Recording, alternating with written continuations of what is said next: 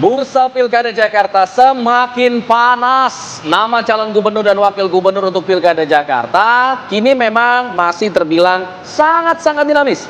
Lalu kemana suara akar rumput akan memilih?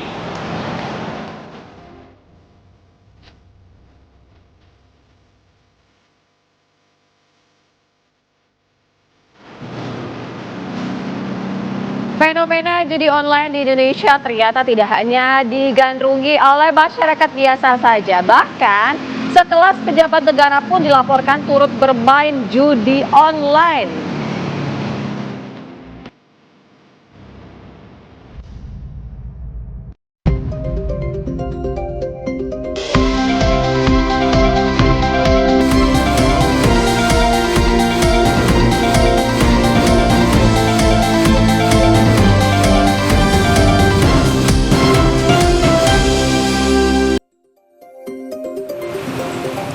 Assalamualaikum warahmatullahi wabarakatuh. Selamat pagi pemirsa. Selamat pagi semuanya, selamat pagi Indonesia, selamat pagi Sira. Sehat-sehat ya di hari Jumat ini. Sehat. Sambal roa, sambal tomat, pedesnya bikin gak tahan.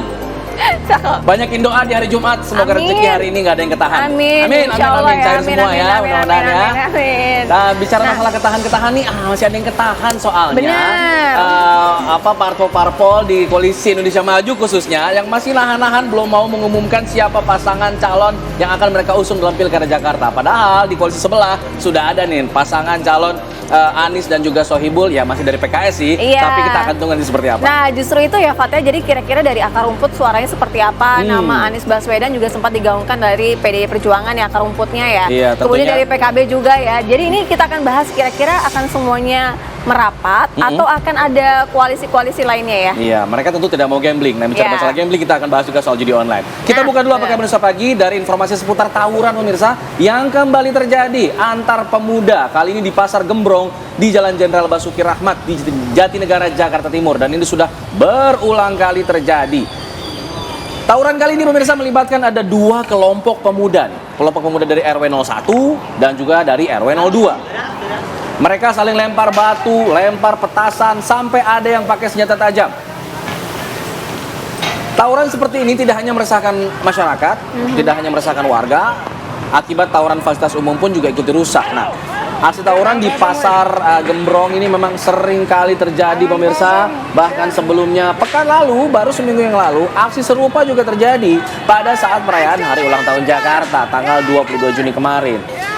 Warga setempat tentunya berharap kepolisian melakukan patroli rutin di kawasan Pasar Gembrong agar tidak ada kejadian seperti ini terulang kembali. Tapi tentunya kesadaran masyarakat harusnya ditingkatkan agar tidak ada lagi hal-hal sepele yang kemudian menyebabkan terjadinya tawuran antar warga.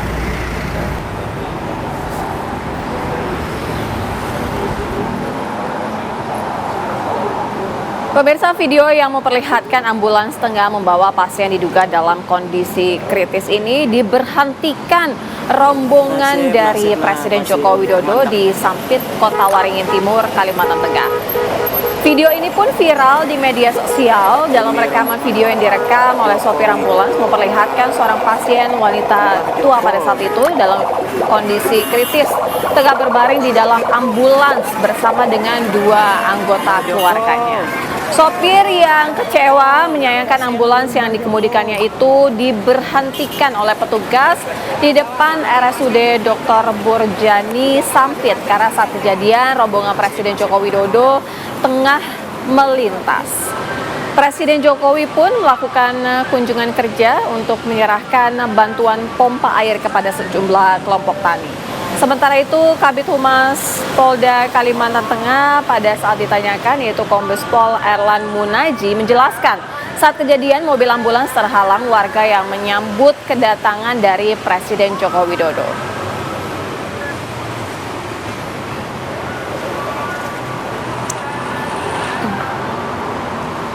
Nah, kita beralih ke informasi lain pemirsa. Ini ada informasi seputar kepolisian Polresta Barelang Batam yang menangkap ada seorang petugas pengisi uang ATM nih Sira di Kota Batam, Kepulauan Riau karena membobol uang di dalam ATM tidak tanggung-tanggung. Yang dibobol 1,1 M, 1 miliar lebih dari beberapa ATM bank. Nah, uang hasil curian itu oleh pelaku kemudian digunakan untuk beli kendaraan, sampai kemudian emang yang lagi tren nih, ngikutin judi online. Nah, TS nih, inisial dari pelaku ini, petugas pengisi ATM di salah satu bank BUMN di Kota Batam ini akhirnya ditangkap oleh Satreskrim Polres Barelang Batam. Ia ditangkap setelah dilaporkan oleh tempat ia bekerja karena aksi dari pelaku TS ini bisa berjalan lancar karena pelaku ini memang tugasnya sehari-hari sebagai investigator di perusahaan pengelolaan untuk mengisi dan juga memperbaiki ATM. Nah, kecurigaan pihak perusahaan ini akhirnya muncul ketika mereka sedang mengecek lagi laporan pengisian uang di 6 mesin ATM yang memang sudah dilakukan oleh si pelaku ini. Nah, pelapor memeriksa 6 lokasi mesin ATM ini ternyata tidak sesuai nih jumlahnya, tidak balance jumlah uang yang tertera pada hasil print counter dan mendapati bahwa isi dari itu tersebut kosong begitu ya akhirnya. Nah, TS juga telah melakukan pencurian ini secara bertahap dari beberapa mesin ATM dengan total yang ia ambil ada 1,1 atau lebih tepatnya 1.137.450.000. Hasil pemeriksaan polisi, pelaku mengaku menggunakan uang dari hasil pencurian tersebut untuk beli motor, beli handphone, dan handphonenya dipakai judi online. Nah, akhirnya ketangkap oleh polisi.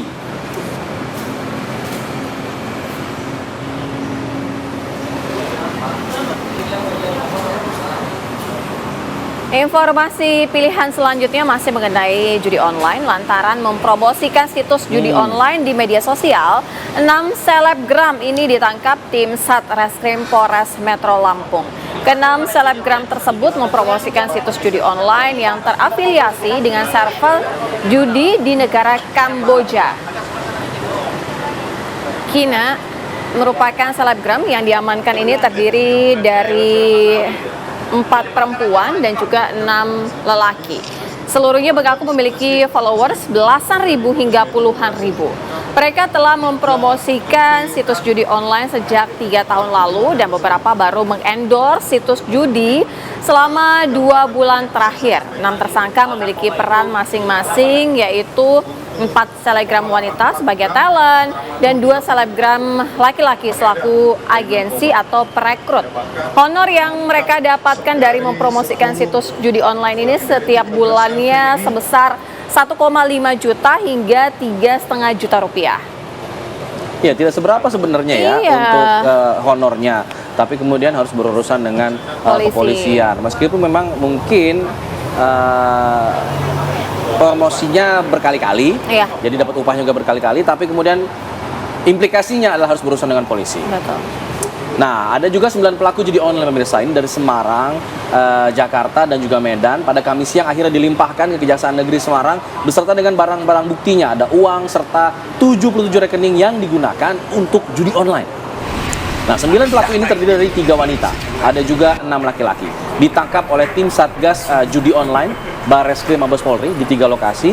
Kemudian akhirnya mereka dilimpahkan untuk menunggu persidangan. Nah, pengungkapan kasus judi online ini berawal dari petugas yang sebelumnya ini melakukan penyelidikan dulu soal judi online yang memiliki server di Filipina dan Kamboja yang dimainkan oleh 2 orang di ruko di kawasan Jakarta Timur.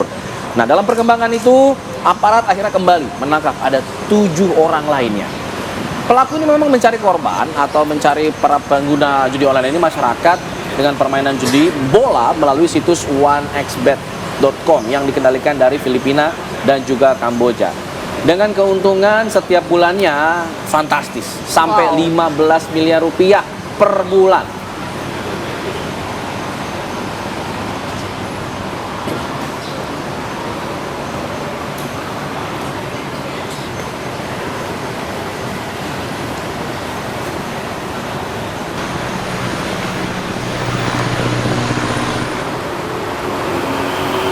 Saatnya kami ajak pemirsa untuk memantau bagaimana dengan arus lalu lintas di sekitar Jakarta Selatan ya. Ada Bribda Jessica yang akan mengabarkan kepada Anda. Bribda Jessica, silakan.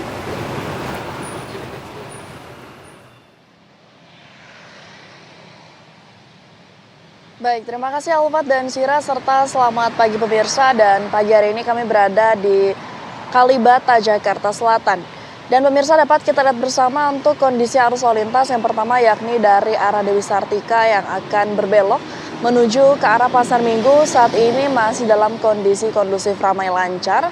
Sedangkan dari arah Dewi Sartika yang akan menuju ke arah Pancoran terkadang masih terjadi antrian menjelang traffic light namun selepasnya dapat berlangsung dengan normal.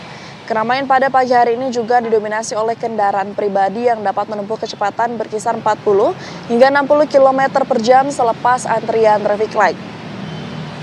Namun kami mengantisipasi kepada para pengendara dikarenakan pada kawasan ini terkadang terdapat angkutan umum yang memberhentikan penumpang tidak pada tempatnya.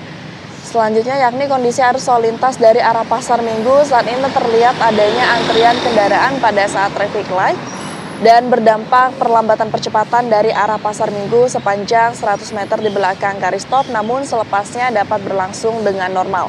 Dan kami menghimbau kepada para pengendara khususnya roda 2 pada saat antrian traffic light agar dapat berhenti di belakang garis stop karena pada kawasan ini juga banyak terdapat aktivitas masyarakat khususnya pejalan kaki yang akan menyeberang menggunakan zebra cross. Sedangkan untuk kondisi arus lalu lintas dari arah Pancoran yang akan menuju ke arah Pasar Minggu dapat mengalir dengan lancar dengan kecepatan normal berkisar 40 hingga 60 km per jam, begitupun yang akan berbelok ke arah Dewi Sartika dalam kondisi relatif lancar meskipun terkadang terjadi ketersendatan menjelang antrian traffic light namun selepasnya dapat berlangsung dengan normal. Dan pemirsa, kami kabarkan berdasarkan data IRSMS Korlantas Polri, angka kecelakaan lalu lintas di seluruh Indonesia dalam kurun waktu 1 kali 24 jam sudah terjadi 223 kasus laka lantas dengan rincian 24 meninggal dunia, 19 luka berat, dan 266 luka ringan. 23 kasus laka lantas tersebut 99% terjadi karena tidak menjaga jarak aman dan kecerobohan pengemudi. Untuk itu, kami juga mengingatkan kepada masyarakat agar dapat mentaati peraturan berlalu lintas dan khususnya dapat mengikuti aturan ataupun arahan petugas kami yang ada di lapangan. Dan pemirsa, bagi Anda yang mengetahui selengkapnya mengenai kondisi arus lalu lintas, Anda dapat menghubungi call center kami di 15669 juga SMS center kami di 9119. Stop pelanggaran, stop kecelakaan, keselamatan untuk kemanusiaan, Indonesia tertib, salam presisi dan kembali ke studio. Terima kasih Bribda Jessica, memang himbauannya penting sekali untuk diperhatikan, apalagi yang sering kali dilakukan oleh para pengendara adalah main handphone saat berkendara. Jangan deh. Nah, benar. kalau ada apa-apa nih, amit-amit nih, kalau ada apa-apa nih di jalan, abis main handphone, nanti Tuhan tidak akan nanya, terakhir chattingan sama siapa, nggak akan ditanya itu. Iya, Makanya, benar. ya. Nah, kita jeda dulu ya, nanti Iya. nextnya ada apa, Sira? Kita akan menghadirkan informasi dari Medan, di mana ini sangat-sangat miris ya. Jadi ada satu rumah dibakar, ada 4 orang korban yang meninggal dunia. Kami akan hadirkan usai jeda, tetaplah bersama kami.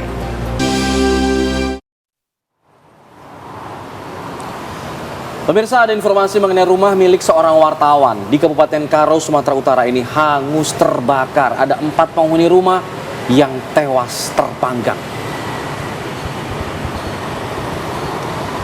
Rumah ini diketahui rumah milik Sampura Pasar Ribu di Jalan Nabung Surbakati di Kecamatan Kabanjahe di Karo, hangus terbakar pada Kamis dini hari, pemirsa.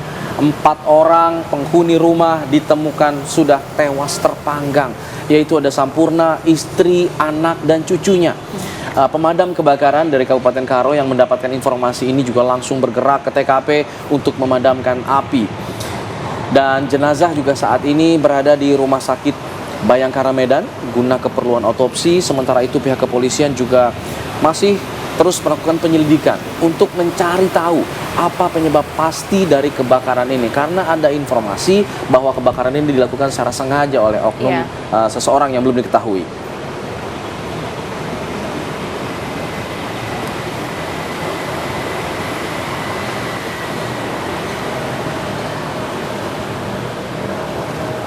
Untuk informasi terbaru mengenai penyelidikan yang dilakukan pihak kepolisian di sana, ada rekan kami Bayu Pramana yang akan mengabarkan. Bayu, bagaimana dengan proses penyelidikan? Apakah sudah diketahui penyebab dari kebakaran ataupun rumah yang diduga sengaja dibakar ini? Baik, Zira dan Alfad, pasca kebakaran yang terjadi dan menimpa rumah jurnalis di Kabupaten Karo, Sumatera Utara dan menewaskan istri, anak, dan cucunya. Saat ini pihak kepolisian masih melakukan penyelidikan dan pemeriksaan saksi-saksi dan pengumpulan bukti-bukti di lokasi untuk mengetahui penyebab kebakaran yang terjadi. Dan mengenai adanya dugaan dan spekulasi tentang penyebab kebakaran, apakah sengaja dibakar atau ada faktor lain, saat ini belum terkonfirmasi oleh pihak kepolisian. Namun pihak kepolisian masih melakukan pemeriksaan untuk melakukan maksudnya masih melakukan pemeriksaan saksi-saksi dan pengumpulan bukti untuk mengetahui penyebab kebakaran. Dan juga tim Lapor Polda Sumut beserta tim Inafis Polres Sanagaro juga telah mengambil beberapa bukti dan sampel dari sisa puing reruntuhan kebakaran yang mana nanti akan dibawa ke laboratorium untuk dilakukan pemeriksaan. Dan menurut tim Lapor Polda Sumatera Utara, hasilnya akan segera keluar gitu. Begitu Alfat dan Zira. Iya, mungkin Anda sempat bertanya kepada saksi-saksi yang berada di sekitar lokasi kejadian, apakah mereka sempat melihat ada orang-orang mencurigakan misalnya sebelum kebakaran ini terjadi? Baik Alfat, untuk saksi-saksi di lokasi mereka tidak ada melihat orang-orang mencurigakan, namun sempat ada terdengar suara minta tolong dari orang yang melihat kebakaran. Jadi ada orang yang melihat dan melintas, kemudian meminta tolong, bahwasanya api sudah mulai membesar, gitu Alfat. Oke. Apakah ada tenggat waktu dari pihak kepolisian untuk dari kasus kebakaran ini untuk menentukan apakah ini kebakaran yang terjadi secara disengaja atau memang karena insiden kecelakaan? Untuk dari pihak kepolisian sendiri terkonfirmasi pihaknya masih terus melakukan pemeriksaan dan akan secepatnya melakukan rilis usai mendapatkan hasil dari Lapor Polda Sumatera Utara. Begitu, Alfat. Sejauh ini dari saksi yang diperiksa, apa saja yang menjadi keterangan yang paling krusial yang bisa didalami oleh pihak kepolisian? Untuk saat ini pihak kepolisian masih pemeriksaan saksi di sekitar lokasi seperti tetangga maupun orang-orang yang melihat kejadian kebakaran tersebut. Jadi mungkin saat ini pihak kepolisian masih melakukan pendalaman, begitu Zira.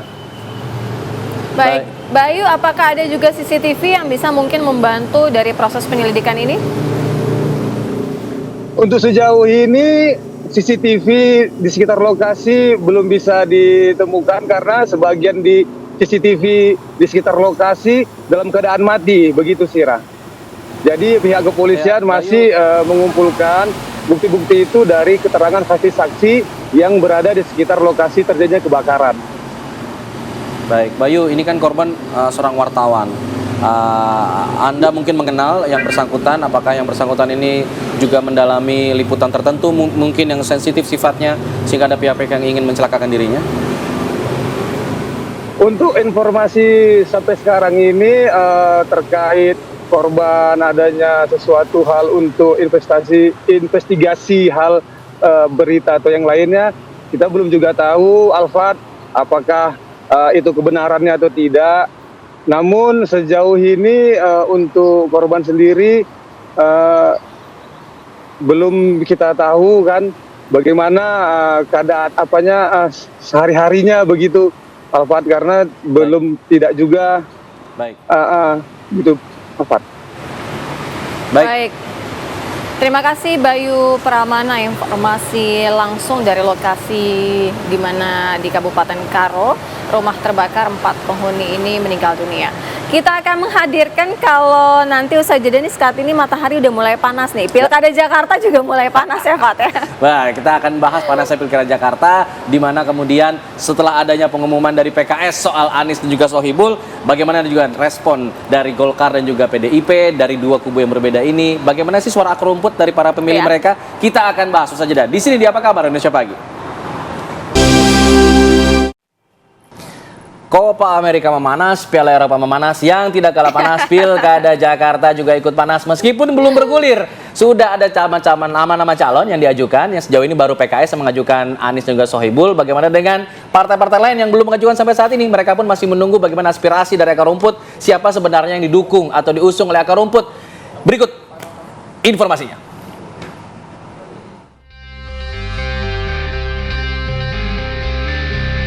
Bursa Pilkada Jakarta semakin memanas. Partai Keadilan Sejahtera PKS resmi mengusung pasangan Anies Baswedan dan Sohibul Iman untuk maju dalam kontestasi Pilkada Jakarta November mendatang.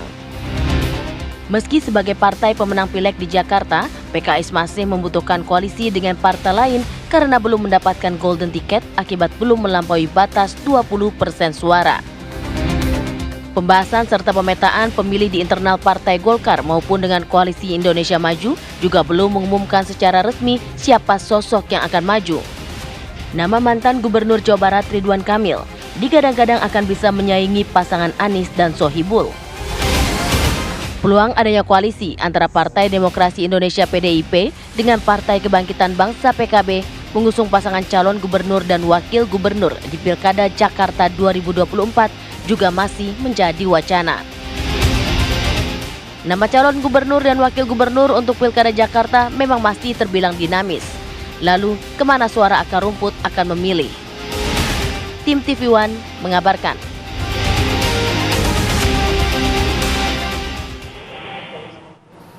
Saat ini para partai politik ini tengah berkomunikasi secara intensif untuk memikirkan kira-kira siapa yang dijagokan mereka untuk dalam laga merebutkan ya kursi nomor 1 di DKI Jakarta, Pilkada Jakarta. Untuk itu segera kami ajak Anda pemirsa untuk bergabung bersama kami dalam dialog pagi hari ini ya, supaya situasi semakin panas ya, kita bahas aja ya langsung ya. Sudah bergabung bersama kami ada anggota Dewan Pakar melalui Zoom, Bang Ridwan Hisyam. Selamat pagi, Bang Ridwan. Selamat pagi. Baik, sudah ada juga di studio kami Bang Chiko Hakim, politikus PDI Perjuangan. Selamat pagi, Bang Chiko. Sehat ya, Bang ya? Sehat, alhamdulillah. Oke, alhamdulillah. Kemudian ada Kang Ujang Komarudin, analis politik Universitas Al-Azhar Jakarta. Selamat pagi, Kang Ujang. Selamat pagi, Mbak Sira, Bang Alfat, Bang Chiko. Selamat pagi. Kita terlebih dahulu mendengarkan dulu dari Bang Chiko. Kalau Bang Chiko saat ini dari PDI Perjuangan itu masih firm gitu dari akar rumput itu namanya satu Anies Baswedan, atau memang ya sudah ada beberapa nama lagi yang muncul yang juga lebih kuat lagi? Tidak pernah sebenarnya muncul hanya satu nama, Anies Baswedan ya. Jadi beberapa waktu lalu memang beredar surat yang sebenarnya saya belum pernah melihat secara langsung, dan itu sebenarnya tidak seperti itu adanya. Jadi nama Anies Baswedan ini muncul dari DPD PDI Perjuangan Jakarta bersama nama-nama lain ya. Ada nama yang didominasi oleh nama-nama kader dari internal kami. Jadi memang nama Pak Anies ini muncul karena mungkin kriteria yang kita set adalah orang-orang yang berpengalaman, orang-orang yang punya rekam jejak dan lain-lain. Jadi secara objektif Anies Baswedan masuk dalam kriteria tersebut. Tapi pada hari-hari ini kami masih fokus untuk mengerucutkan satu nama dari internal kader kami untuk diusung lalu masuk dalam kombinasi nama cagup maupun cawagup. Tapi preferably inginnya tentu cagup gitu. Nah, sambil berjalan juga kita membuka komunikasi dan terus menjalin komunikasi politik dengan partai-partai politik lain. Dan sepertinya memang di DKI Jakarta ini kan ada kemungkinan untuk bisa terjadi 3 poros karena perolehan suara partai-partai ini cukup tersebar gitu. Jadi ya kita menjajaki itu sambil juga melihat-lihat gitu siapa sih sebenarnya yang akan maju. Jadi buat kami fokus pada mengerucutkan nama dari kader-kader kami sendiri. Ada Ahok, ada Jarot, ada Andika Perkasa, ada Risma, ada Pras, Ketua DPRD, ada Charles Honoris, dan ada beberapa nama lain. Dan bisa jadi ada nama yang memang belum muncul ke publik, tapi itu yang akan dipilih. Tapi karena pada akhirnya kita meyakini ini karena kebijakan yang cukup strategis, tentu apa yang akan menjadi keputusan Ibu Ketua Umum biasanya yang akan diikuti. Oke, tadi namanya ada banyak nih ya dari PDIP, dari internal. Tapi kan judul kita ini koalisi mencari pemimpin Jakarta. Tapi kayaknya PDIP masih cari koalisinya dulu nih. Sudah ada kemana arahnya? Sambil jalan. Nah, kita berbicara dengan semua partai politik. Cuma memang akhir-akhir ini yang cukup intens pembicaraan dari yang dilakukan oleh senior-senior saya di PDI Perjuangan itu dengan PKB gitu. Jadi PKB kan ternyata memang belum firm untuk mengajukan satu nama karena ada nama Ibu Ida Fauzia yang juga muncul gitu. Dan ini wajar-wajar saja karena buat kami semakin banyak calon atau bakal calon yang muncul kan yang diuntungkan warga Jakarta. Apalagi nama-nama ini bukan nama-nama yang muncul sekedar karena populer misalnya atau sekedar karena anak presiden misalnya. Baik. Ya kan, tapi juga adalah nama-nama yang memang punya rekam jejak, punya pengalaman di bidang pemerintahan. Dan ini yang memang utamanya harus, karena memang Jakarta ini kan begitu kompleks permasalahannya. Bang Ciko, kalau tadi menyebut ada PKB juga memang belum firm akan mengusung Anies Sohibul Iman gitu ya. Nah, artinya sudah firm gitu kira-kira akan lebih petanya poros baru gitu dengan koalisi PKB gitu? Belum ada yang firm karena ini kan masih 2 bulan. Tapi mengarah ke masih situ, 2 Bang? bulan lagi. Ya bisa jadi mengarah ke situ. Karena gini, kalau mau jujur, PKS Anies dan Sohibul Iman pun belum firm. Ya. Karena kan Bisa jumlah diutak-atik kursinya juga, ya. ya masih segitu aja. Apakah betul PKS sebegitu yakin akan ada partai politik yang akan mengusung Bantuin juga. begitu saja Iya, ya kan? iya. 2 nama yang langsung dia sodorkan, sementara dia sendiri tidak bisa mencalonkan sendirian Sendiri. gitu. Baik, yang belum firm juga Golkar yang kemudian sudah ngasih surat tugas ke Ridwan Kamil Jakarta sama Jawa Barat. Kayaknya belum ada keputusan firmnya nih dari Golkar karena sudah banyak desakan juga dari partai-partai lain di Kim untuk kemudian mengusung Ridwan Kamil ke Jakarta aja deh. Bang Ridwan, ini gimana nih Bang? Makin kuatkah desakan dari internal Kim untuk mengajukan Ridwan Kamil di Jakarta? Jadi kita seperti tadi disampaikan bahwa Golkar ini telah mengeluarkan surat tugas di Jakarta. Ada 3 nama yang dikasih surat tugas itu sebelum pemilu yang lalu bulan Februari, surat tugas untuk memenangkan Partai Golkar di Jakarta. Yang pertama adalah Pak Ridwan Kamil, yang kedua adalah Ketua Golkar DKI, Mas Zaki, dan yang ketiga si Erwin Aksa. Nah, dari ketiga ini rupanya yang lebih terfokus ke Pak Ridwan Kamil karena ternyata Ridwan Kamil bagus surveinya di mana, di Jakarta, karena ada juga spanduk-spanduk yang tertulis Pak Ridwan Kamil menuju Jakarta. Nah, itu juga mempengaruhi sehingga Ridwan Kamil ini posisinya di Jakarta cukup lumayan. Kalau kita lihat hasil survei terakhir masih tetap Anies Baswedan sebagai incumbent. Yang kedua adalah Ridwan Kamil dan yang ketiga Pak Ahok yang juga incumbent. Nah, jadi kami dari Golkar memang sudah ada peraturan organisasi yang dikeluarkan atau oleh Ketua Umum sebagai pegangan kepada semua DPD seluruh Indonesia bahwa kita berdasarkan hasil survei yang dilakukan, dan survei itu berjalan terus, jadi tidak di stop sekarang. Kita mungkin pada detik-detik terakhir pada saat akan pendaftaran di Agustus baru kita akan menentukan sikap, sama dengan pada waktu kita menentukan calon presiden yang lalu. Nah, itu pada saat terakhirlah baru diputuskan bahwa Prabowo Gibran, karena kita lihat memang hasil surveinya cukup tinggi. Nah, ini kita lihat juga sekarang antara Pak Ridwan Kamil, ada Pak Anies dan ada Pak Ahok, dan juga saya kira ada nama-nama lain yang tadi Bang Ciko tadi menyampaikan bahwa di PDIP juga cukup banyak. Nah, sehingga kita nanti saya kira Partai Golkar akan melihat itu semuanya, karena Partai Golkar tidak terfokus pada kadernya saja. Jadi memang kadernya adalah Pak Ridwan Kamil yang sudah dapat surat tugas, tapi kita ini kan tidak bisa mengusulkan sendiri.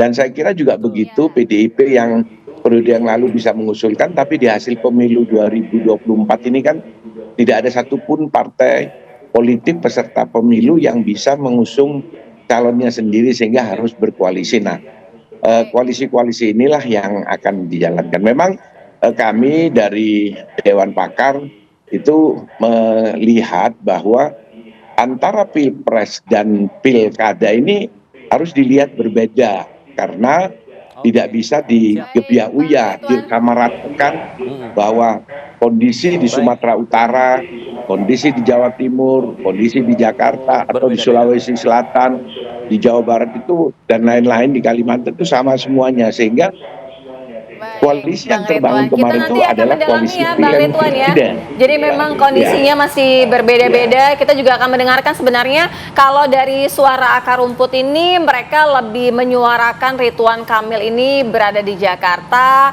atau di Jawa Barat gitu. Nanti kami akan dalami lagi ya, usai jeda kami segera kembali. Kita lanjutkan dialog saya ini ke Bang Ridwan Hisyam selaku anggota Dewan Pakar Partai Golkar. Bang Ridwan, kalau dari akar rumput saat ini sebenarnya sosok Ridwan Kamil ini lebih direstui untuk maju di Jakarta atau di Jawa Barat, Bang? Kita merestui dua-dua, Mbak Sera, karena kita sudah keluarkan surat tugas di Jakarta maupun di Jawa Barat. Memang kita melihat bahwa Kang Ridwan Kamil ini mendulang suara cukup besar memang kemarin di Jawa Barat. Ya kita memang melihat bahwa beliau ini adalah mantan gubernur di Jawa Barat. Jadi dan wali kota ya, mantan wali kota, sehingga suara di Jawa Barat cukup besar, apalagi memang penduduknya kurang lebih 40 juta. Tetapi kan kita melihat bahwa Golkar juga butuh figur di Jakarta di mana gubernurnya bisa berasal dari kader Partai Golkar. Karena Pak Ridwan Kamil ini saat ini posisinya sebagai Wakil Ketua Umum Dewan Pimpinan Pusat Partai Golkar, sehingga beliau adalah langsung terlibat di dalam kepengurusan partai, sehingga figur Pak Ridwan Kamil ini identik dengan figur Partai Golongan Karya. Nah, sehingga kami memang berkepentingan untuk Pak Ridwan Kamil ini berada di Jakarta. Tetapi nanti kita lihat hasil survei terakhir, karena kita sudah sepakat bahwa nanti kita lihat, dan kita tidak melihat figurnya saja, Mbak. Kita melihat juga nanti pasangannya. Jadi dipasangkan dengan siapa, karena bisa saja figurnya tinggi tapi begitu dipasangkan dia turun atau malah makin melejit. Nah, ini nanti kita lihat pada detik-detik terakhir pasangannya siapa, apakah pasangannya masih dalam bingkai koalisi Indonesia Maju Kim, ataukah kita bersama dengan partai lain, partai yang tidak di koalisi Indonesia Maju. Itu bisa saja terjadi, karena tadi saya sampaikan bahwa kondisi daerah, setiap daerah tidak sama dengan koalisi Indonesia secara keseluruhan pada waktu pilihan presiden. Bisa saja kita berkoalisi dengan kader dari partai lain, bisa, itu semua masih terbuka, karena kita berpatokan pada hasil survei, bukan kepada wajib atau harus kader Partai Golkar, tidak. Itu kita tidak di dalam pilkada maupun pilpres saat ini kita tidak menganut paham itu.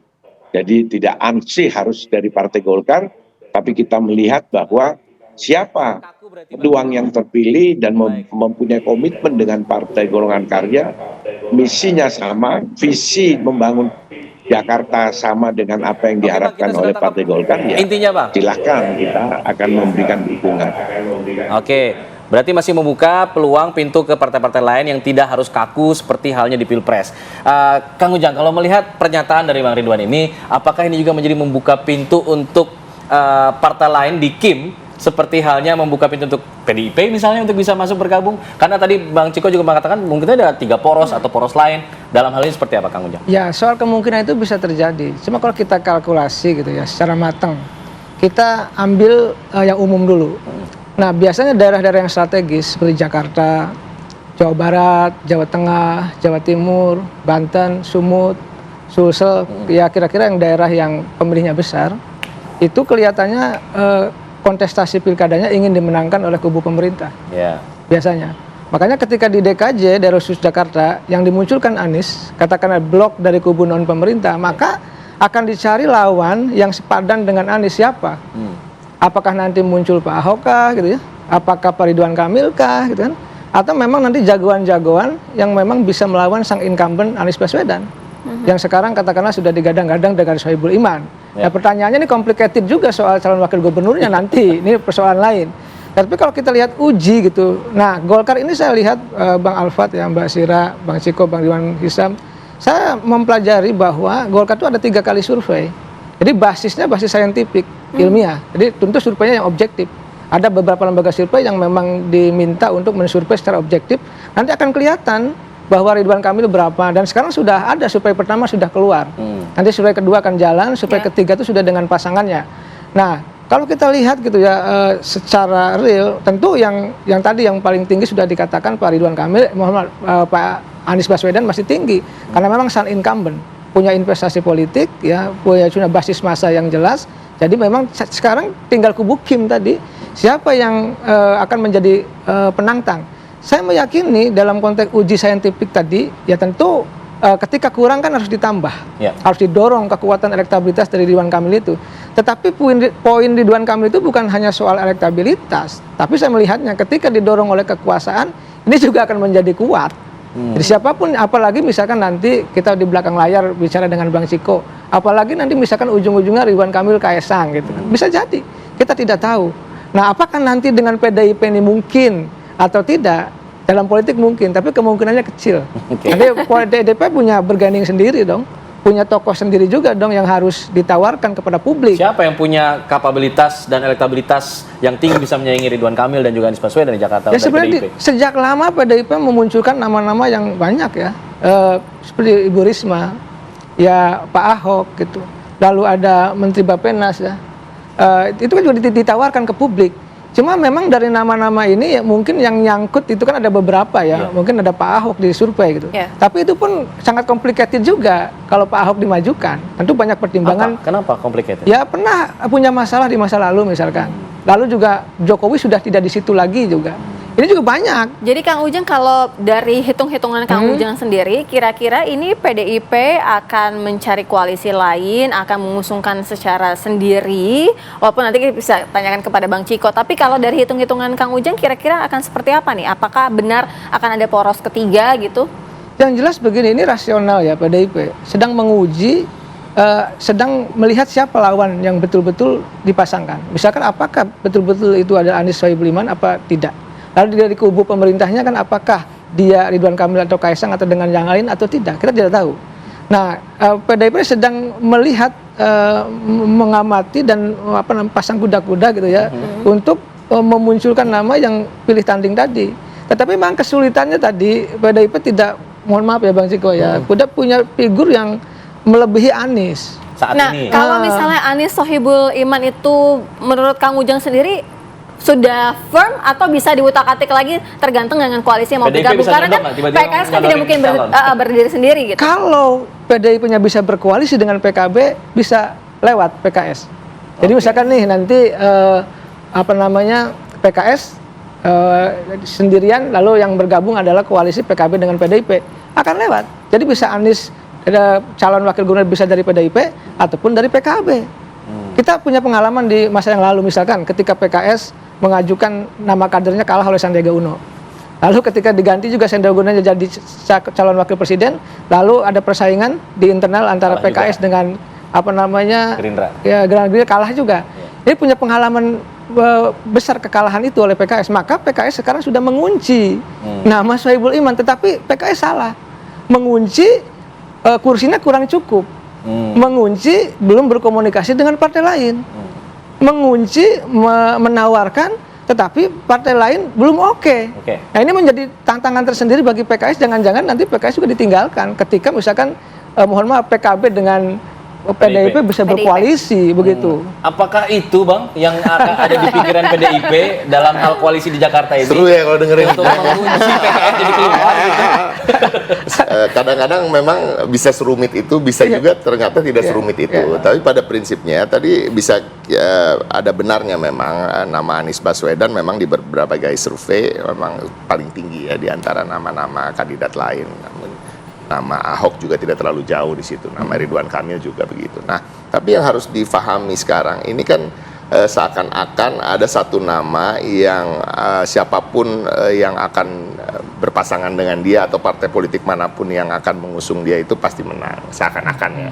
Tapi kan kalau kita mau jujur di antara survei-survei itu, kita harus lihat angkanya. Angkanya itu tidak ada yang melebihi 35%. Itu jadi sangat beatable. Jadi nggak bisa dikatakan si Siapa A lebih kuat dipasangkan gitu ya? dengan sendal jepit aja pasti menang gitu ya. Nah, sementara ini berbeda dengan RK misalnya di Jawa Barat. Nah, RK di Jawa Barat itu 60%. bisa dianalogikan Iya. gitu. RK dipasangin nama siapa aja, insya Allah pasti menang gitu ya kan. Karena dia punya survei kalau dia ketara 20 sekian nama, 50 sekian persen. Ya. Tapi kalau head to head dengan siapapun, dia di atas 60%. Jadi ini yang berbeda gitu. Jadi sebenarnya di Jakarta ini masih cair.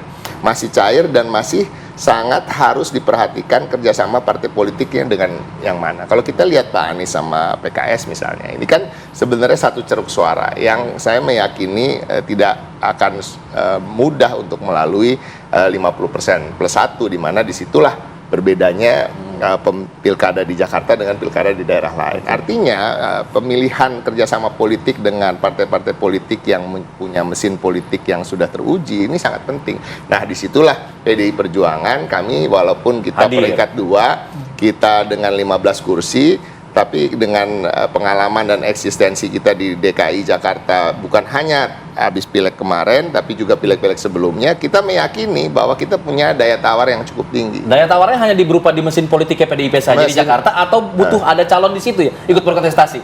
Dijawab saja dah kita. Kami kembali saat lagi tetap di sini. Tunggu jawaban Bang Ciko saja dah. Di Apa Kabar Indonesia Pagi.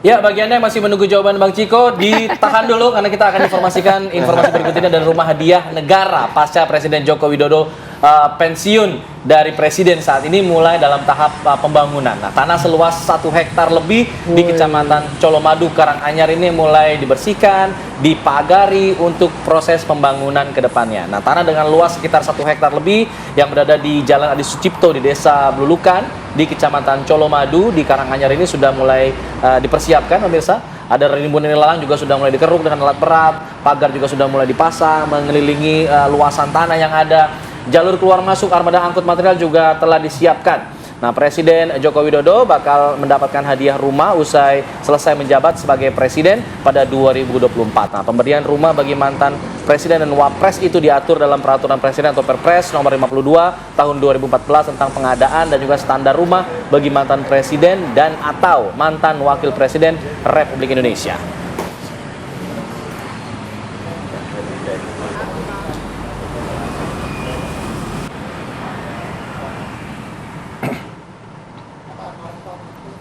Pemirsa, pembangunan Istana Kepresidenan di Ibu Kota Nusantara sudah berjalan lebih dari 80%. Jika sesuai rencana, Presiden Jokowi sudah bisa mulai berkantor di IKN mulai bulan Juli mendatang. Pembangunan Istana Kepresidenan di IKN ini sudah hampir rampung karena kini proses pembangunan infrastruktur di IKN secara keseluruhan sudah berjalan 82%. Rencananya kantor presiden tersebut akan bisa segera ditempati pada Juli 2024 atau beberapa hari lagi ya bulan depan. Sesuai rencana awal Presiden Jokowi untuk berkantor di IKN yakni sebulan sebelum penyelenggaraan rangkaian acara peringatan HUT RI ke-79. Selain Istana Kepresidenan, akses air minum, jalan tol, kantor kementerian hingga Memorial Park juga diupayakan akan segera bisa dimanfaatkan akhir bulan Juli nanti.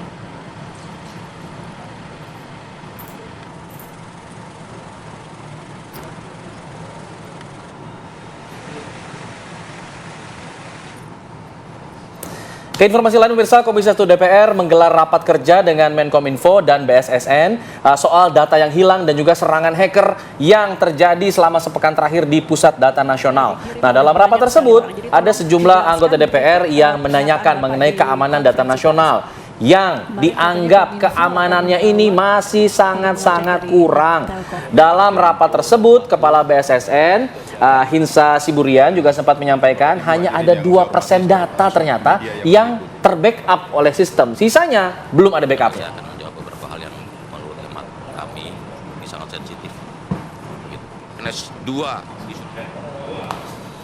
Nah, bicara masalah backup atau dorongan begitu, ini juga dibutuhkan oleh Anies dan juga PKS. Salah satunya tadi ditawarkan oleh PDIP, masih butuh nih. Apakah dari PDIP menawarkannya tadi hanya berupa mesin politiknya saja, atau mengharuskan ada kandidat dari kader PDIP di dalam kandidasi nanti? Harus dong. Tadi kan dari awal saya sudah sampaikan bahwa yang menjadi prioritas bagi kami adalah untuk mengerucutkan satu nama di internal yang akan kami gadang-gadang dan berbicara dengan partai politik lain untuk sama-sama mengusung, ya kan?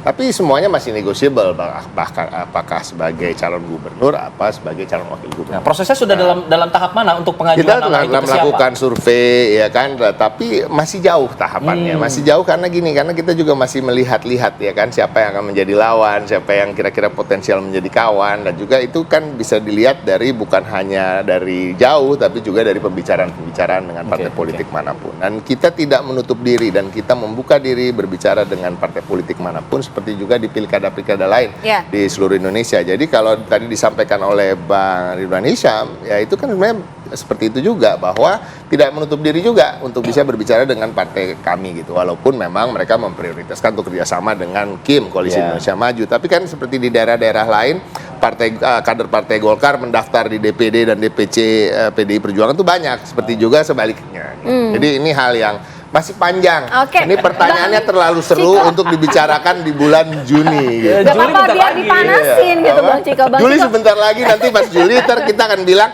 masih 28 Agustus gitu.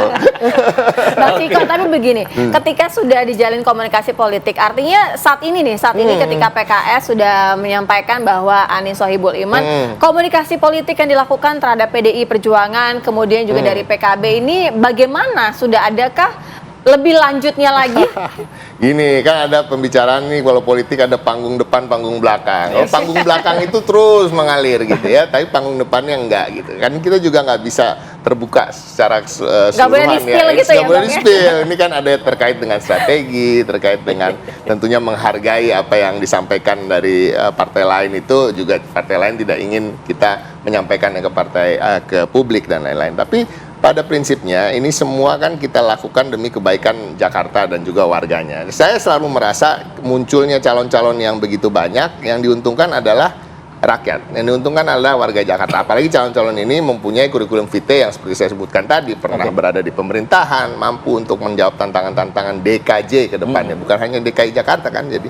Jadi ini yang betul-betul sekarang sedang persiapkan. PDI Perjuangan benar-benar menyiapkan kader yang terbaik. Nah, terbaik ini bukan hanya terbatas soal elektabilitas misalnya. Kalau terbatas soal elektabilitas tentunya Ahok dengan tutup mata kita akan ajukan. Tapi kan juga kita melihat akseptabilitas. Kita lihat juga bagaimana tanggapan dari partai politik lain yang akan kita ajak kerjasama. Masyarakat juga bagaimana. Itu juga jadi pertimbangan. Dan kalau kita bicara soal kompetensi, kita sudah cukup. Tokoh-tokoh yang kita sedang jaring ini kompetensinya cukup. Tapi sekarang ini banyak hal yang di luar itu semua yang harus dipertimbangkan. Baik, PDIP masih mempersiapkan, panggung belakang masih terus berjalan. Panggung belakangnya Kim seperti apa sih, Bang Ridwan? Kalau kita lihat, salah di panggung depan, Partai Amanat Nasional, PAN ini paling getol kayaknya untuk minta Golkar ikhlasin deh Ridwan Kamil maju di Jakarta. Kalau enggak ya kita udah ada calon ini, kemajuin aja Kaisang sama Zita Anjani katanya begitu. Nah ini bagaimana dengan dari Golkar nih? Apakah sudah sejauh mana tingkat keikhlasan Partai Golkar dalam hal Ridwan Kamil ini?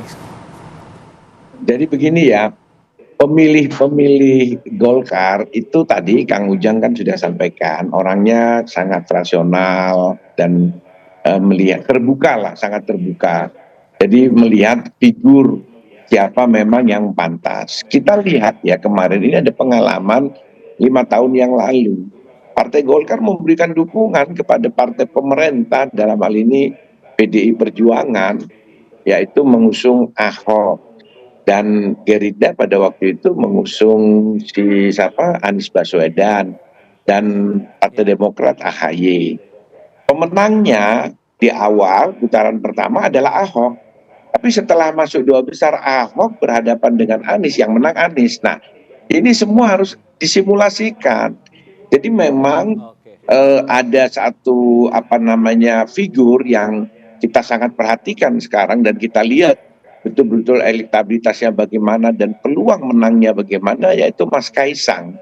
Karena Mas Kaisang ini kami melihat adalah salah satu mutiara yang muncul di akhir di dalam proses pilkada ini. Nah, kita harus betul-betul jeli. Apakah ini bisa mendongkrak suara apabila nanti dia tiga calon, terus 2 putaran? Karena tadi kan data yang diberikan Kang Ujang kan semuanya tidak ada yang di atas 50% atau ya kurang lebih 30%. Nah, Ini semuanya bisa terjadi seperti pilkada 5 tahun yang lalu. Padahal pada waktu itu Ahok dukungannya sangat besar, partainya sangat besar. Tapi yang menang adalah setelah koalisi putaran kedua terjadi koalisi lagi, yang menang adalah Pak Anies Baswedan. Nah, sehingga kenapa Mas Kaisang ini, selain memang Mas Kaisang ini adalah sebagai anak presiden, dan itu tidak bisa kita pungkiri, ya memang Mas Kaisang putranya Pak Joko Widodo ya, sebagai presiden saat ini. Tetapi kan juga Mas Kaisang punya partai, yang partai PSI, ketua umum, sehingga dia juga punya peluang. Ya tinggal kita lihat saja apakah mampu nanti Mas Kaisang bisa apabila digabungkan atau dikawinkan dengan calon dari Partai Golkar, bisa menjadi pemenang pada putaran kedua. Karena saya masih melihat kalau 33 calon ini pasti 2 putaran. Beda kalau memang dari awal sudah hanya ada 2 pasangan. Nah itu langsung head to head, saya kira seperti Kang Ujang bilang nanti. Tapi komunikasi politik yang dilakukan Partai Golkar dengan Kim sendiri dalam pencalonan nama-nama ini sudah berjalan dengan baik, artinya satu suara atau memang belum menemukan titik temu, Bang Ridwan? Kita belum menemukan titik temu karena memang kita masih melakukan simulasi karena pemilih Jakarta berbeda dengan pemilih di daerah-daerah lain. Karena pemilih daerah lain itu lebih mudah untuk kita prediksi, arah suara masyarakat itu ke sana, itu masih bisa kita prediksi. Tapi di Jakarta adalah sangat cair sekali, sehingga kalau kita salah memprediksi, kita bisa tertipu. Nah itu seperti pada saat periode yang lalu kan, semua melihat bahwa Ahok yang kuat pada waktu itu, ternyata Mas Anies kan yang menang di putaran kedua. Karena pemilih Jakarta adalah pemilih yang rasional, pemilih yang terbuka, dan kami pemilih Golkar itu seperti pemilih Jakarta, orangnya sangat terbuka pemilih di Golkar itu. Berbeda kalau yang ada di daerah-daerah pedesaan. Pemilih kita itu loyal sekali, sangat loyal.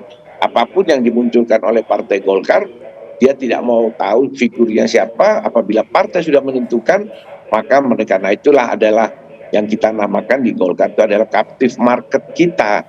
Dan itu memang banyak di desa-desa dan berbeda dengan yang ada di Jakarta. Di Jakarta kan sangat terbuka sekali.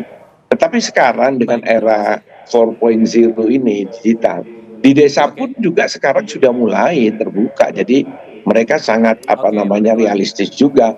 Kalau partai menyodorkan nama yang tidak sesuai dengan aspirasi mereka, mereka juga tidak akan memilih. Ini terlihat sekali di pemilu yang saat ini, bagaimana Partai Golkar pada saat disurvei di awal-awal hanya 7-8%. Ternyata pada saat realisasi pemilihan umum yang kemarin tanggal 18 Februari, kita alhamdulillah menjadi pemenang kedua dan dapat suara yang cukup signifikan, yaitu kurang lebih sekitar 15-18%. Nah, itu adalah bukti bahwa figur kita bergantian dulu nih Bang ya.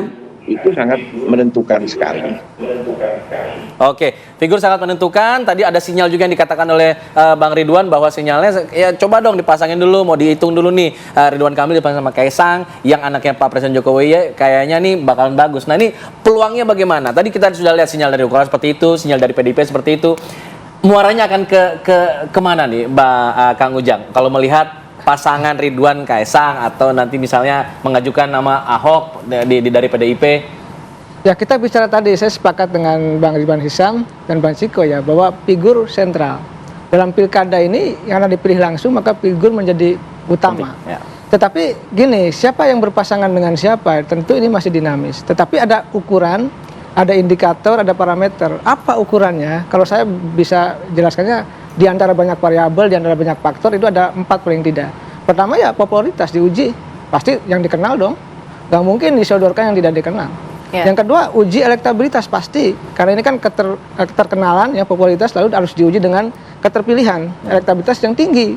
Di mana-mana yang menang tuh yang punya potensi yang elektabilitasnya tinggi. Yang ketiga tentu isi tas ini. Jadi isi tas itu menjadi penting. Tetapi kalau kita bertarung di Jakarta sudah pasti tahu biayanya berapa yang harus dikeluarkan. Yang keempat, akseptabilitas. Nah, dalam konteks tadi saya sepakat dengan Bang Ciko, penerimaan partai politiknya seperti apa? Nah, selain itu penerimaan dari warga DKJ-nya juga seperti apa? Ini paling tidak diuji nih hal-hal ini agar nanti ukurannya jelas loh. Ya. Nanti siapa berpasangan dengan siapa, potensi menangnya seperti apa, pasti akan diuji dengan 4 hal ini di antara banyak hal yang lain. Sehingga ketika menentukan pasti kalkulasinya rasional dan saintifik berdasarkan survei yang objektif. Kalau tadi ya kalkulasinya politiknya ingin menang, kira-kira seperti itu. Baik, nanti kita akan tunggu bagaimana kemudian hitung-hitungannya, bagaimana langkah dari partai politik menyikapi semua ini. Terima kasih semuanya ya. Terima kasih Bang Ciko, terima kasih Bang Ridwan, Bang Ridwan, Isyam terima kasih atas informasinya. Nah, kalau misalnya sinyal dalam politik itu namanya strategi. Tapi kalau kasih harapan lalu pergi itu namanya nggak sayang lagi. Nanti kita akan bahas seputar judi online. Nah, ini yang nggak sayang lagi sama hidupnya main judi online tuh. Bisa begitu tuh. Nanti bisa terjerat judi online. Nah, kita akan bahas itu karena kabarnya 1.000 lebih anggota dewan, baik itu DPR maupun DPRD, terjerat main judi online. Kita bahas usaha jeda. Tetap di sini ya, di Apa Kabar Indonesia Pagi.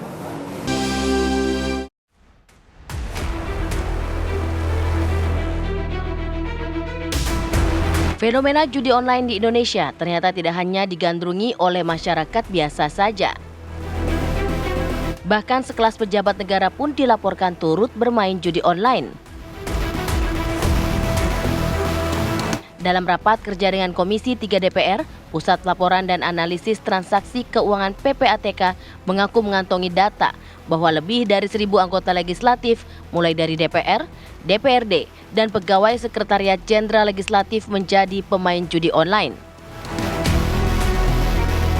Dari anggota yang terlibat, PPATK mengungkapkan jumlah transaksinya bervariasi. Kepala PPATK mengungkapkan jumlah transaksi judi online di anggota Dewan mencapai 63.000 transaksi dengan angka transaksi bisa menyentuh ratusan juta hingga miliaran rupiah per orang.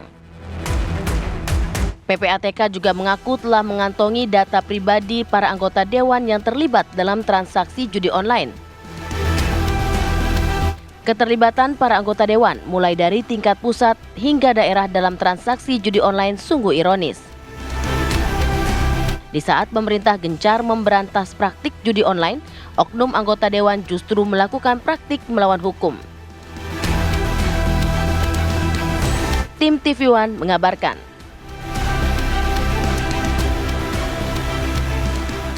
Di kuartal pertama saja di tahun ini kami menemukan transaksi sebesar 101 triliun lebih terkait dengan judi online. Nah, jumlah transaksi yang kami analisis secara keseluruhan sudah mencapai 400 juta transaksi. 400 juta transaksi. Di tahun ini saja sampai kuartal 1 kami sudah lebih dari 60 juta transaksi. Untuk sampai bulan ini saja kami menemukan lebih dari 60 juta transaksi. Nah, pertanyaan apakah ini terkait dengan semua kalangan? Ya, kami bahkan tadi Pak Johan Budi gimana sih detailnya? Ya, kita seperti yang sudah disampaikan Ketua Tim Satgas kemarin Bapak Menko Polhukam, bahkan kita sudah memotret sampai kepada kecamatan, sampai kepada desa.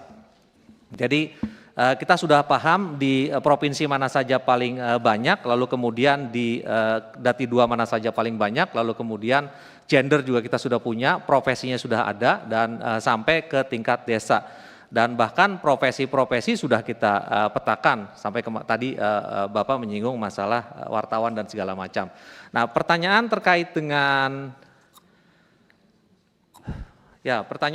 apakah profesi, ini kita bicara profesi ya, seperti Bapak Pak Habibur Rahman tadi, apakah ada legislatif pusat dan daerah? Ya, kita menemukan itu lebih dari 1.000 orang, lebih dari 1.000 orang. Ya. Pak, jadi gini Pak Ivan, kan datanya ada nih Pak. Ya, datanya ada, profesi legislatif datanya ada. Ya. Mungkin terkait DPR RI, kan kita ada MKD DPR. Ya. Ya. Saya anggota MKD juga Pak kebetulan. Di sini ada Pak pimpinannya, ada nggak? Ya, kita minta tolong dikasih aja ke MKD Pak, biar kita bisa lakukan penyikapannya seperti apa nanti. Ya. Bikin geleng-geleng kepala ya, wakil rakyat kan sebagai contoh ya, tapi ternyata malah terjerat judi online. Saya mau ngomong speechless tadi ya. Jumlahnya ribuan lebih anggota legislatif baik di DPRD maupun DPR. Nah, bagaimana kemudian sejauh mana nanti MKD Mahkamah Kehormatan Dewan akan menindaklanjuti hal ini dan apa sih sebenarnya bagaimana peran dari terduga anggota dewan yang bermain dalam judi online ini, nanti kita bahas bersama para narasumber. Sudah hadir di studio ada Bang Sebastian Salang selaku pendiri Formapi, Forum Masyarakat Peduli Parlemen Indonesia. Selamat pagi. Selamat pagi. Pagi. Dan kita juga sudah terhubung bersama dengan Bang Trimedia Panjaitan selaku anggota Komisi 3 DPR RI fraksi PDIP. Selamat pagi Bang Trimedia. Bang Trimed, selamat pagi. Ya, selamat pagi Mbak. Baik, saya langsung ke Bang Trimedia kalau begitu. Bang Trimedia dari MKD akan sejauh mana nanti akan menindaklanjuti? Kalau kita lihat kan ini kabarnya tidak butuh laporan lagi, akan langsung bertindak tanpa adanya laporan. Nah, sudah sejauh mana tindakan dari MKD sejauh ini, Bang? Pertama, kita masih tetap berharap adanya laporan dari PPATK kepada MKD sebagaimana disampaikan oleh Pak Habibur Rahman rapat kemarin itu ya 2 hari yang lalu. Yang kedua, sampai tadi sore, kemarin sore saya cek ke Kepala Sekretariat MKD, belum ada surat dari PPATK kepada MKD. Mudah-mudahan hari ini ada, tapi kalau tidak ada, kita sudah merencanakan mengundang PPATK hari Rabu tanggal 3 Juli minggu depan jam 10, Mas. Oke. Jadi sejauh ini masih menunggu surat, artinya yang disebutkan data-data, nama, alamat, itu belum diterima oleh MKD? Belum. Surat resmi sebagaimana disampaikan pada saat rapat dengan Komisi 3 sampai kemarin tutup kantor belum. Mudah-mudahan hari ini hari Jumat sudah diberikan kepada kita sehingga hari Senin kita sudah bisa melakukan rapat internal, Mas. Karena ini kan menyangkut orang dan kalau kita melakukan tanpa menunggu laporan, melakukan investigasi tentu memerlukan waktu ya. Kita lebih baik menunggu surat dari PPATK karena PPATK itu sudah membuat nama siapa anggota dewan yang bermain judi dan kualifikasinya seperti apa, apakah dia pemain kecil atau pemain sedang atau pemain besar. Tadi kan Pak Ivan sudah menyampaikan ada yang puluhan, ada yang ratusan, bahkan ada yang miliaran bermainnya. Nah, itu juga akan kita telusuri nanti dari data yang mereka sampaikan. Kami yakin kalau kami undang PPATK Rabu minggu depan. Bang Trimed, artinya langkah secepatnya apa yang akan dilakukan dalam rapat nanti mungkin akan dibahas, investigasinya akan seperti apa? Loh, kalau hasil PPATK tidak perlu investigasi lagi. Ya, hasil PPATK kan sudah matang. Paling tidak langkah selanjutnya dari MKD begitu. Ya, tinggal yang nama-nama yang disebutkan itu kita atur pertemuannya. Tentu urusan MKD adalah yang menyangkut anggota DPR RI. Kalau menyangkut DPRD provinsi, kabupaten kota, bukan kewenangan kami. Tentu kami akan fokus kepada anggota DPR RI. Kita langsung panggil, Mbak. Kalau seandainya hari Rabu Pak Ivan PPATK memenuhi undangan MKD, kita juga mengelaborasi apa yang disampaikan oleh Pak Ivan dalam rapat dengan Komisi 3. Karena mayoritas anggota MKD ini adalah Komisi 3, sehingga gampang nyambungnya dan kita bisa juga langsung memanggil setelah itu.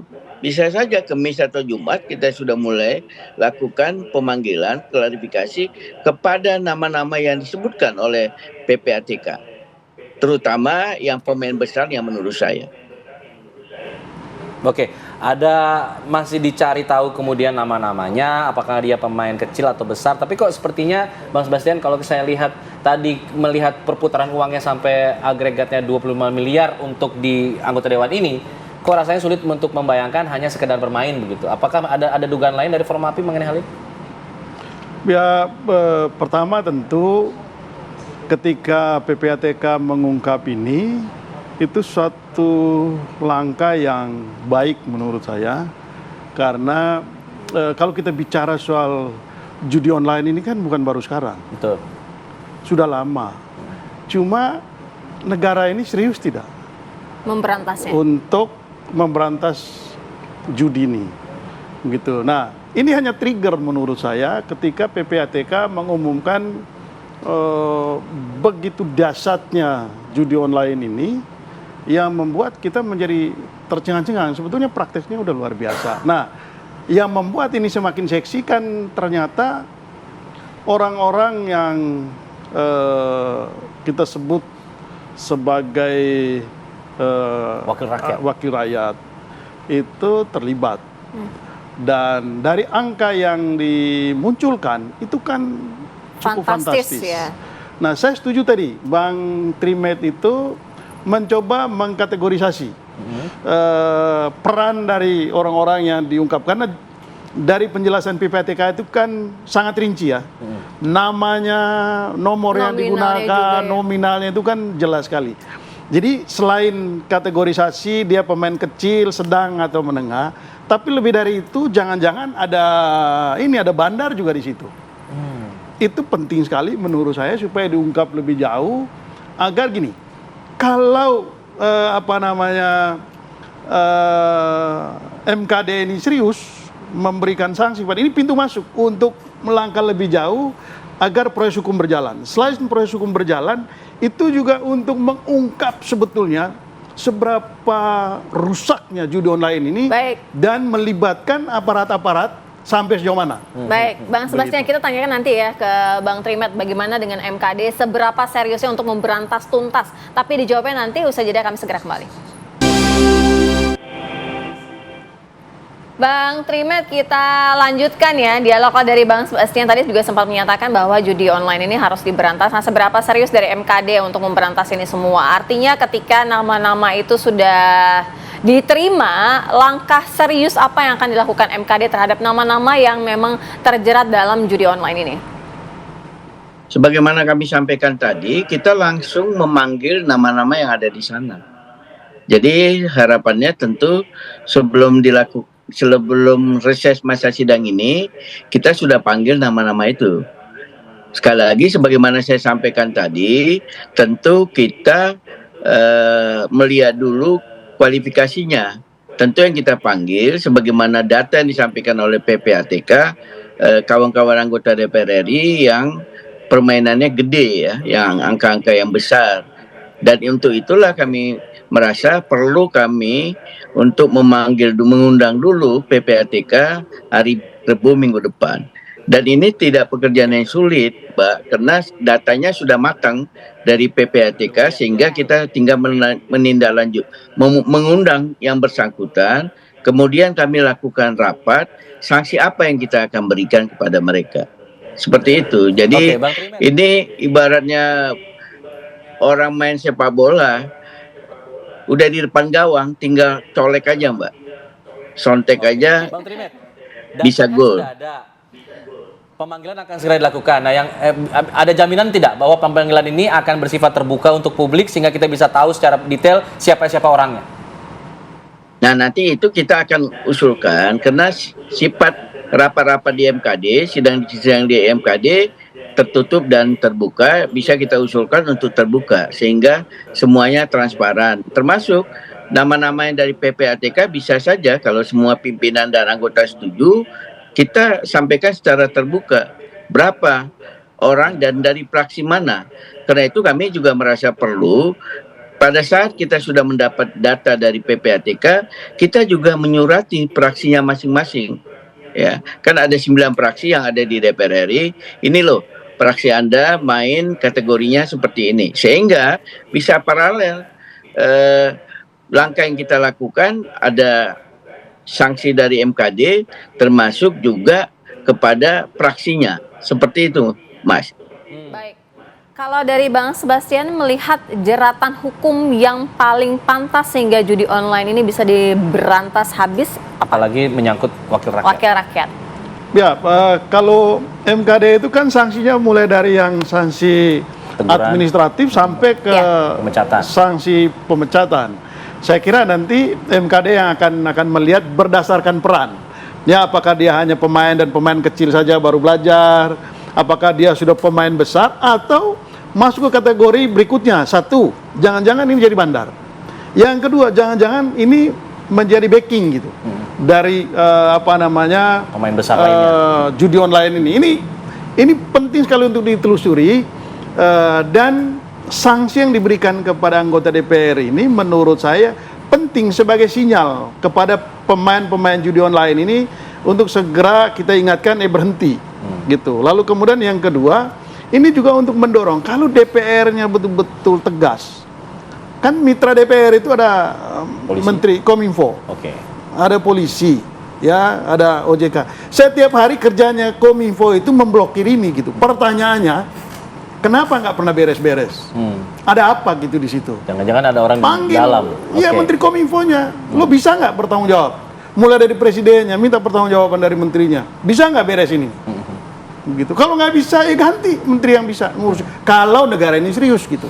Tapi kalau ini hanya sandiwara saja, ya rame-rame lalu kemudian hilang gitu, ya akan begini terus. Sementara korban, harus kerugian serius, untuk negeri ini luar biasa dasarnya dari judi. Mudah-mudahan tidak hanya sandiwara, mudah-mudahan langkah serius yang kemudian langsung dilakukan oleh Bang Trimedia dan teman-teman di DPR, di MKD pada khususnya. Kita akan tunggu nanti seperti apa kemudian tanggal 3 Juli ya nanti hari Rabu untuk pemanggilan anggota-anggota DPR yang diduga terjerat, pemanggilan PPATK dulu ya, baru kemudian ada pemanggilan orang-orang yang terjerat di DPR judi online ini. Terima kasih Bang Sebastian. Terima kasih Bang Trimedia sudah bergabung sama kami di Apa Kabar Bang Trimed, selamat pagi. Selamat pagi Bang Trimed. Usai jeda kami akan kembali dengan informasi lainnya. Ini terkait dengan hal yang lagi tren juga mengenai cek kodam. Bisa dengar kalau lagi live TikTok dan sebagainya.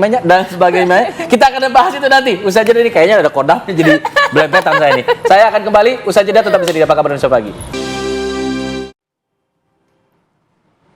Pemirsa, kami hadirkan informasi yang sangat viral belakangan ini, fenomena cek kodam viral di media sosial. Banyak masyarakat yang ikut serta memasukkan namanya untuk dicek apakah ada kodam dalam dirinya. Ini viral di media sosial, berbagai platform media sosial. Akhir-akhir ini di media sosial ramai dengan fenomena tren cek kodam. Kata cek kodam mulai ramai setelah salah satu pengguna TikTok melakukan siaran langsung dengan dalih baca kodam melalui para penggunanya. Ya, dan hal yang menarik juga dari siaran langsung tersebut, si pembaca kodam itu tidak memperlihatkan wajahnya, namun hanya menggunakan suara saja dan terus membacakan kodam setiap nama dengan cepat. Jadi ada nama Sira Safira kosong, Sira Safira ada kodamnya, begitu ya. Iya. Nah, kita akan coba membahas hal ini dengan Ustadz Faizar yang juga kita akan membicarakan mengenai cek kodam ini. Sebenarnya bagaimana sih pandangan dari agama ya? Dari sisi agama, ada Ustadz Muhammad Faizar Hidayatullah selaku ahli ruqyah juga. Selamat pagi, Assalamualaikum Ustadz. Assalamualaikum Ustadz. Waalaikumsalam warahmatullahi wabarakatuh. Kita ingin tahu soal fenomena kodam ini, apakah memang benar di Islam memang ada kan jin korin, jin kodam? Apakah memang benar bisa diterawang kalau kita tuh punya ada kodamnya langsung lewat media sosial segala macam seperti itu, Ustadz? Nggak bisa sebenarnya, apalagi kalau cuma lewat nama ya Mas ya. Karena tim saya sudah survei pakai 3 akun yang berbeda, kemudian nanya kepada akun yang suka cek kodam itu, ternyata dari ketiga-tiganya itu, padahal ini 3 akun 1 orang ya, hanya pakai akun fake gitu, akun bayangan, kemudian jawabannya bisa berbeda-beda. Ini kan menunjukkan bahwa cek kodam ini nggak valid. Gitu. Jadi metode penerawangan ya hakikatnya itu perilaku tukang sihir dan itu diharamkan dalam Islam. Iya, Ustadz, tapi kalau misalnya banyak pertanyaan juga Ustadz, apakah memang setiap orang itu punya kodam berdasarkan dari agama Islam begitu Ustadz? Tidak semua orang itu punya jin kodam, tapi semua orang punya jin korin. Beda ya, ini dua apa istilahnya, istilah yang berbeda dalam bahasa Arab. Korin itu artinya adalah teman. Jadi jin korin ini adalah setan yang pertama kali menyambut manusia ketika baru lahir. Dia nggak akan pernah terpisahkan oleh apapun sampai manusia itu meninggal. Bahkan kalau misal orang diganggu jin korin dengan was-was gitu, mau diruqyah sampai ribuan kali juga nggak akan lepas ini jin korin. Karena sudah jadi kodratnya, dia akan selalu ngikuti manusia. Semua manusia tanpa terkecuali. Bahkan Nabi dan Rasul juga ada jin korinnya. Tapi kalau yang namanya khodam, tidak semua orang punya jin khodam. Karena khodam secara bahasa sendiri artinya pembantu, perewangan kalau dalam bahasa Jawa. Yang artinya khodam ini membantu manusia tidak secara gratis. Dia memberikan fasilitas-fasilitas kesaktian itu tentu ada hubungan barter atau timbal balik. Manusia menghamba kepada jin, ya, menunjukkan loyalitasnya, maka nanti jin akan memberikan fasilitas sesuai apa yang diinginkan oleh manusia, ya, seperti pesugihan, ilmu kesaktian, ilmu kejadukan, kewibawaan, seperti itu. Baik. Berarti Gitu, jadi ada nggak semua. jika kemudian ada orang pengen dihadirkan khodamnya, harus ada melalui perantara tertentu begitu. Ya, kalau misal pengen punya jin khodam, ya berarti harus melakukan ritual yang kufur. Karena yang namanya jin khodam ini kan hakikatnya setan ini. Al-Quran sudah menjelaskan di surat Al-An'am ayat 128 dan juga di surat Al-Jin ayat 6. Ini dua ayat yang menunjukkan bahwa Islam sangat melarang manusia memiliki khodam atau bekerja sama dengan jin. Ya, karena kelak di hari kiamat Allah akan menuntut kepada jin. Qaristakthartum minal ins, kenapa kalian banyak menyesatkan manusia? Wa qala awliya'uhum minal insi rabbana istamta'a ba'duna bi ba'di wa balagna ajalana alladzi ajjalta lana. Ya Allah, ini yang menjawab justru malah teman-temannya dari kalangan manusia. Dulu kami ketika di dunia saling menyenangkan satu sama lain. Kami melakukan ritual, kemudian jinnya memberikan fasilitas kepada kami sampai ajal yang telah engkau tetapkan kepada kami. Maka kata Allah, qala nar maswakum khalidina fiha illa masyaallah. Kata Allah, ya sudah, tempat kembali kalian adalah neraka. Kalian kekal di dalamnya kecuali orang-orang yang dikehendaki Allah. Ini menunjukkan bahwa haram ya memelihara jin khodam. Seperti itu. Jadi nggak boleh. Kalau punya khodam ya harus ada ilmu titisan atau ada ritual-ritual yang bisa mengundang mereka. Ustadz, artinya harus ada ritual-ritual, tapi artinya ini seseorang itu tidak bisa juga langsung dihampiri dengan jin khodam gitu ya? Jadi harus ada ritual kan? Ya. Harus ada ritual atau paling enggak ilmu-ilmu titisan dari leluhurnya. Kadang-kala ada yang namanya jin nasab ya. Nah, itu karena mungkin leluhurnya dulu punya ilmu tertentu, kemudian nurun ke anak cucunya, itu juga bisa. Nah, tapi kalau misalnya diturunkan, kalau misalnya orang itu tidak mau, begitu Ustadz? Ya, jadi kan yang namanya perjanjian sama jin itu layaknya hutang ke ini ya, ke lintah darat begitu. Jadi walaupun anak cucunya nggak mau, ya tetap debt kolektornya akan mencari untuk menagih janji supaya utangnya ini lunas kepada anak cucunya. Mau nggak mau, ya itulah. Jin itu nggak mengenal hakikat cinta yang sejati. Cinta mereka itu memaksakan nafsu. Mau yang dicintai itu suka atau nggak suka, mereka akan tetap memaksanya. Sama kayak konsepnya jin khodam dari turunan kan seperti itu. Walaupun manusianya kalau menolak. prosesnya dibalik Gimana? dihilangkan itu bisa, Ustadz? Kalau dihilangkan bisa. Dan banyak yang ikhtiar dengan ruqyah untuk menghilangkan khodam. Alhamdulillah banyak juga yang hilang dengan izin Allah. Baik, terima kasih Ustadz Muhammad Faizar Hidayatullah selaku peruqyah juga. Jadi sudah dijelaskan ya, ini khodam ini haram, jadi tidak boleh. Sampailah pelihara-pelihara begituan ya. Sampai. Terima kasih Ustadz ya atas pencerahannya. Ustadz. Semoga menjadi pencerahan juga bagi masyarakat di luar sana. Assalamualaikum, selamat pagi. Baik, selanjutnya pemirsa kita akan akhiri dulu apa kabar Indonesia Pagi, tapi sebelum kita akhiri, kita sapa dulu rekan kita, ada Vena Kintan dari Kabar Utama Pagi yang akan memberikan headline apa yang akan dibahas di Kabar Utama Pagi pada hari ini. Silakan Vena. Ya, selamat pagi Alfat Sira dan juga pemirsa. Kami sudah rangkum banyak informasi untuk Anda. Di antaranya ini kami akan hadirkan update terbaru dari kebakaran yang terjadi di Kabupaten Karo, Sumatera Utara yang menewaskan wartawan dan juga 3 anggota keluarganya. Nanti kami akan ajak Anda pemirsa langsung ke TKP melihat kondisi terbaru dari sana. Setelah itu juga kami akan hadirkan informasi ini ada santriwati di Lombok Barat yang diduga menjadi korban perundungan. Nanti apakah ada update dari pihak kepolisian, ada fakta baru, selengkapnya di Kabar Utama Pagi.